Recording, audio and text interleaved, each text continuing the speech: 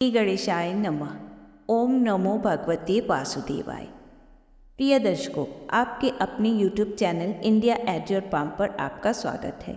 आपका comment, like, share व subscribe हमारे लिए महत्वपूर्ण है, तो कृपया वीडियो को लाइक व शेयर करके चैनल को सब्सक्राइब अवश्य करें।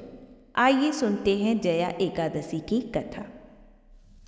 एक समय धर्मराज युधिष्ठिर बोले, हे भगवान, आपके मुखार बिंदु से माघ मास के कृष्ण पक्ष की सटतिला एकादशी का वर्णन सुनकर मुझे अत्यंत सुख और आनंद की प्राप्ति हुई है, और अब मुझे अन्य एकादशी की कथा सुनने की जिज्ञासा उत्पन्न हो रही है। हे मधुसूदन, अतः अब आप मुझसे माघ मास के शुक्ल पक्ष की एकादशी का विधान कहिए। इस एकादशी को किस नाम से संबोधित किया जाता है? इस एकादशी का महत्व क्या है और इस एकादशी की कथा क्या है? कृपा कर यह सब मुझसे विस्तार पूर्वक कहिए। युधिष्ठिर के ऐसे विनीत वचन सुनकर भक्त वत्सल भगवान श्री कृष्ण कहने लगे, हे राजन, माघ मास के शुक्ल पक्ष में जो एकादशी आती है उसे जया एकादशी कहा जाता है। यह सब पापों को हरने वाली उत्तम तिथि है। यह एकादशी तिथि अत्यंत पवित्र होने के साथ ही मनुष्य के पापों का नाश करके मोक्ष प्रदान करने वाली है। इस व्रत के प्रभाव से मनुष्य ब्रह्म हत्या जैसे भयंकर पापों से भी मुक्त हो जाता है और उसे कभी भी भूत पिशाच आदि बुरी योनियों में भटकना नहीं पड़ता है। अतः इस व्रत को विधि पूर्वक संपूर्ण भाव से करना चाहिए। हे राजन, अब मैं जया एकादशी की कथा सुनाता हूँ, ध्यान पूर्वक सुनिए। एक समय की बात है, स्वर्गलोक में देवराज इंद्र राज्य कर रहे थे। उसी काल में देवराज इंद्र ने पारिजात वृक्षों से सुशोभित नंदन वन में एक उत्सव का आयोजन किया।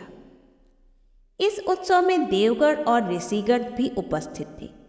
50 करोड़ गंधर्वों के नायक देवराज इंद्र ने वन में विहार करते हुए बड़े हर्ष के साथ नृत्य का आयोजन किया। उस आयोजन में गंधर्व गान कर रहे थे और अप्सराएं नृत्य कर रही थी।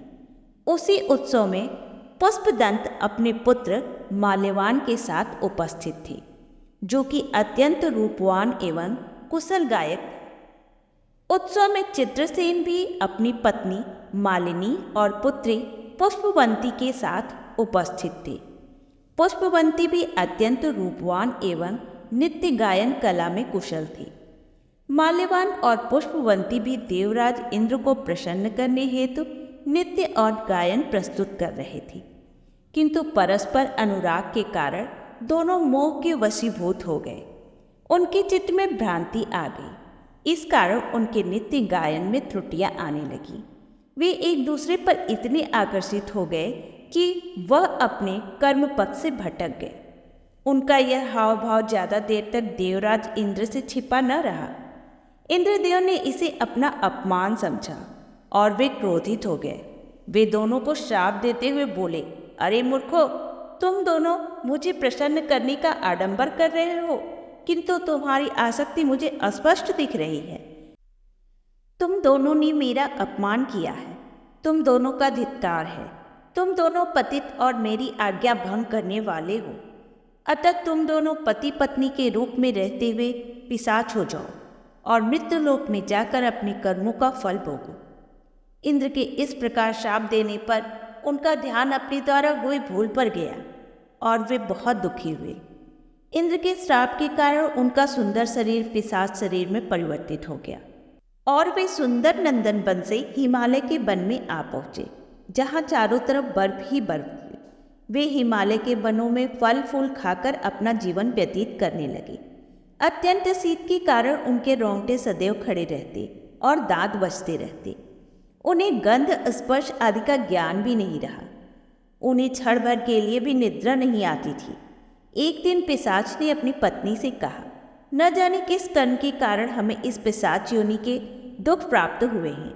ऐसा चिंतन कर उन्होंने सारा दिन कुछ नहीं खाया और रात्रि एक गुफा में बैठकर ईश्वर को याद करते हुए अपने कर्मों का पश्चाताप करते रहे। सौभाग्यवश वह दिन एकादशी का था। जैसे तैसे अनजाने में ही उनसे एकादशी व्रत का पालन हुआ था। इसके प्रभाव से दूसरे दिन प्रातः ही उनके शरीर में अद्भुत परिवर्तन हुआ। उनका पिशाच का शरीर पुनः अपने गंधर्व और अप्सरा रूप में परिवर्तित हो गया। उनका शरीर पहले जैसे ही अलंकारों से सुशोभित होने लगा। कुछ क्षण के पश्चात उन्हें लेने वहां एक दिव्य विमान आ पहुंचा। दोनों मनोहर रूप धारण करके विमान पर बैठकर स्वर्गलोक को चले गए। वहां देवराज इंद्र के समक्ष जाकर दोनों ने बड़ी प्रसन्नता से उन्हें प्रणाम किया। उन्हें इस रूप में उपस्थित देखकर इंद्र को बड़ा विस्मय हुआ। उन्होंने पूछा, बताओ, किस पुण्य के प्रभाव से तुम दोनों का पिशाचत्व दूर हुआ है? यह सब सच सच बताओ। माल्यवान विनय स्वर में बोला, हे देवेंद्र, भगवान वासुदेव की कृपा तथा जया एकादशी के व्रत के प्रभाव से हमें पिशाच योनि से मुक्ति मिली है।